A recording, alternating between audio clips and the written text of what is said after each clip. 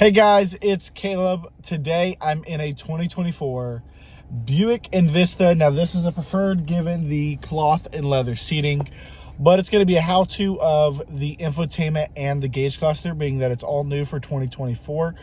Along with the Encore GX, they're going to be both the same, so that's going to be the title of the video. But hey, let's check it out. I'm going to show you in-depth first on the gauge cluster, and then we'll go to the infotainment screen over here. Once again, in the 2024 Buick Envista Preferred, just back at it.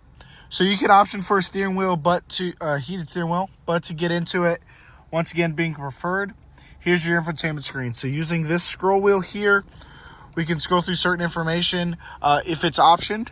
But in addition to the gauge cluster, you have your infotainment screen. With the infotainment screen, you have different options. So say I go to the home screen, you have settings, climate, Apple CarPlay, and Android Auto, a little bit dimmed there because it's not currently connected. Wi-Fi hotspot is capable as well. Home button, checklist, traction control, phone connectivity, and your music app. You can turn on the music and turn it off. And of course, as we move everything over here. But start off with, show you a little bit of the music. You have your Sirius XM as standard with a brand new Buick Envista. You get it for free for 3 months to start with. AM and FM are still standard, along with adding your device, whether that's Bluetooth, Apple CarPlay, and or Android Auto. You click the phone, you can manage phones as of adding your phone to the screen. Having that built in is pretty cool. Moving on, you click the TC for traction control. You can turn it off, on, or you can have both on. When on, traction control and electronic stability systems work. I'd keep it on just so that you're safe, being it is a safety feature.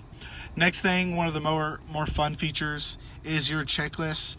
You do have maintenance, gauges, and trip. To get into depth, maintenance. You have a couple different options here, as you can slide engine air filter and tire pressure. Say I want tire pressure in the infotainment screen, show in cluster. You can also relearn tire pressure, but I'd leave it to someone else to do later, as you won't need it for a little while. But you can change it and put it in there. If I press remove, you can remove it from gauge cluster and have your normal throttle. I'll press X. I can do the same for oil life, showing gauge cluster, and put it on there. Whatever information is important to you, along with engine air filter, gauges. If I want the coolant temp instead of battery voltage, showing cluster, you can have it in the cluster. Last and final on here is your trip information with gauges. So that's trip information, fuel economy. You can reset trip 1 or 2 as needed. Showing cluster, you got it right there. Fuel economy, you can see your fuel economy. You can reset your best score. Once again, showing cluster, pretty cool. And I mean, 34 miles to the gallon, that's phenomenal. Pressing the home button, once again, you got your climate controls. You can choose them down here or on the screen. Of course, I always like the buttons, but the screen does work pretty well if needed. Press home, go to your settings. You can choose date, time, language, phones, Wi-Fi network, turn that on and off. Vehicle phone sharing, display, just anything to really get you in depth on the vehicle of personalizing it. Now you have teen driver. I'll get a little bit more in depth here. You will need to set up a PIN code, and it's telling you see your owner's manual. Most of the owner manuals are now online. This one, however, does come with it, and you do get your 3 months of Sirius XM.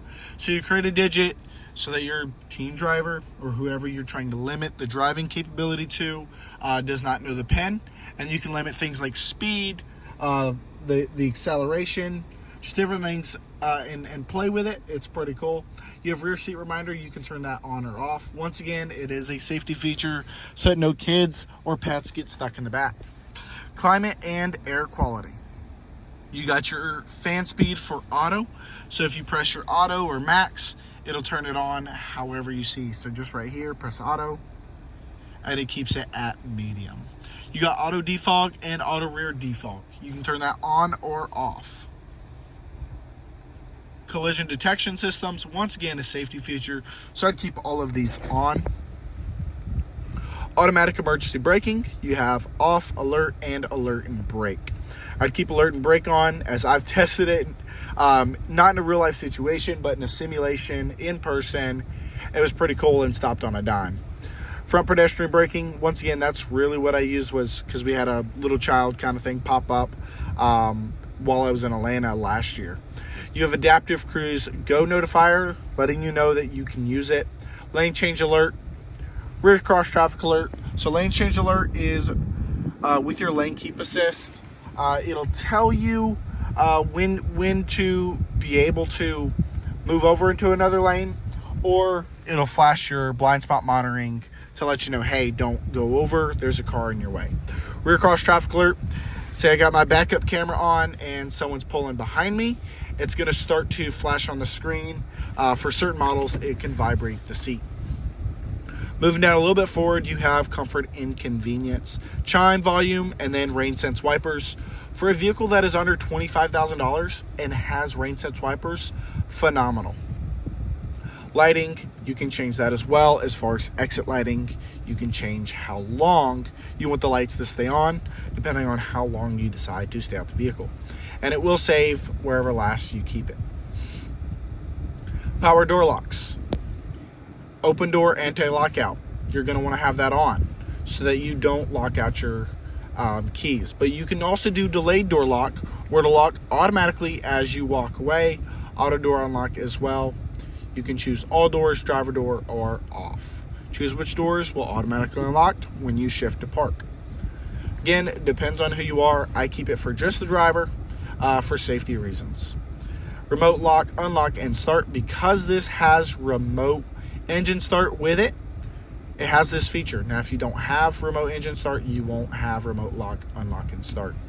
But your remote unlock light feedback, you'll definitely have that. Remote lock feedback, lights and horn, or horn only. Remote door unlock. Once again, you can change that between all doors and driver door. Passive door lock, I like to have this on. For me personally, I'm not a big fan of the chirp because it sounds more like a horn. It does depend on what vehicle you have. And then key left and vehicle reminder, I'd always keep that on because you never know, you might leave your key in the vehicle and try to lock it. Last and final on your infotainment screen is the apps. Super simple. You have your audio apps. You can play with the sound, adjust the bass, mid-range, treble, and what's even cooler is you can change where at in the vehicle your sound is. Now I'm going to go ahead and reset that. Manage favorites, so you can choose your different favorites list. And there's a long list you can create as it slides down. So you have a ton of options to save almost as many functions as you want. I've never maxed it out personally. Radio text, I've never played with this to be honest. But when on, you'll see the information about the current radio content, such as title and program. It's nice to have on so you know what's going on your screen. Radio text categories. When on, you'll see category information about current radio content. We'll turn that on as well. Moving all the way back, then you have your phone. Active call. Show active when answering your call. Keep it on. You know, you can just press the screen when you're trying to answer a phone. Privacy. Only show call alerts in driver display. So you can turn it on for just over here. So just like that, it'll pop up right here. Sort contacts, first and last name, or you can do last and first. Once again, a personal preference. OnStar. OnStar is amazing to have, just in case you get into an accident or if you need roadside assistance. TTY mode.